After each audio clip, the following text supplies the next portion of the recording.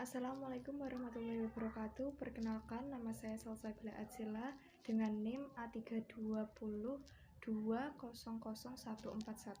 Di sini saya akan mempresentasikan Cognitive dan Language Development Chapter 2 dari Psychology of Education. A. Gambaran perkembangan anak. 1. Mengeksplorasi apa itu perkembangan. 2. Proses dan periode. 3. Masalah perkembangan. Dan 4. Perkembangan dan pendidikan. 1. Mengeksplorasi apa itu perkembangan. Apakah yang dimaksud psikolog ketika mereka berbicara tentang perkembangan seseorang? Perkembangan adalah pola penurunan biologis, kognitif, dan sosioemosional. Itu dimulai saat pembuahan dan berlanjut selama rentang hidup. 2. Proses dan periode.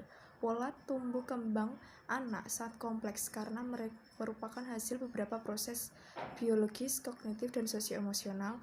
Perkembangan juga dapat digambarkan dalam beberapa periode yang biologis, kognitif, dan sosioemosional. A. Proses biologi. Proses biologi dapat menghasilkan perubahan dalam tubuh anak dan mendasari perkembangan otak, penambahan tinggi dan berat badan, keterampilan motorik, dan perubahan hormonal. Pubertas dalam hal ini warisan genetik memainkan peran penting. B. Proses kognitif. Proses kognitif melibatkan perubahan dalam pikiran, kecerdasan, dan bahasa anak. Proses perkembangan kognitif memungkinkan seseorang anak untuk menghafalkan puisi, membayangkan bagaimana memecahkan masalah matematika, menghasilkan strategi kreatif, atau mengucapkan kalimat secara terhubung. C. Proses sosioemosional. Proses sosioemosional melibatkan perubahan dalam hubungan anak dengan orang lain, perubahan emosi, dan perubahan kepribadian. Contohnya seperti pengasuhan orang tua terhadap anaknya, serangan agresif seorang anak laki dengan teman sebayanya, perkembangan ketegasan seorang anak perempuan.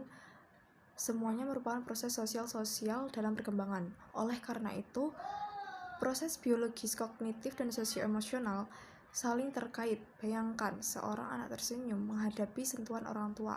Respon ini tergantung pada proses biologis, sifat fisik dari sentuhan, dan daya tangkap terhadapnya.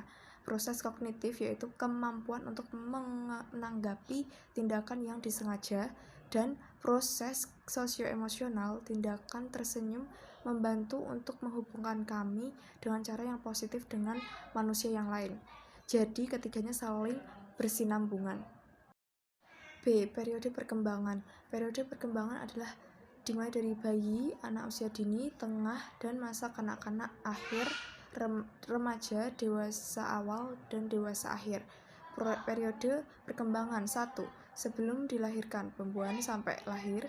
2. Masa bayi, lahir pada umur 18 sampai 24 bulan. Yang ketiga, anak usia dini, umur 2 sampai 5 tahun. 4. Pertengahan dan masa akhir anak-anak, 6 sampai 11 tahun. 5. Masa remaja menuju dewasa, dimulai dari umur 18 sampai 21 tahun. 1. Masa bayi berlangsung sejak lahir umur 18 sampai 24 bulan. Ini adalah masa ketergantungan yang ekstrim pada orang dewasa. Banyak kegiatan yang baru saja dimulai seperti pengembangan bahasa, pemikiran simbolik, koordinasi sensori motor, dan pembelajaran sosial. 2. Masa kanak-kanak usia dini meluas dari akhir bayi sampai 5 tahun. Selama periode ini, anak-anak menjadi lebih mandiri, mengembangkan keterampilan kesiapan sekolah, dan menghabiskan banyak waktu dengan teman sebaya. Kelas 1 biasanya menandai akhir masa usia dini. 3. Masa kanak-kanak menengah dan akhir dimulai dari sekitar 6 sampai 11 tahun.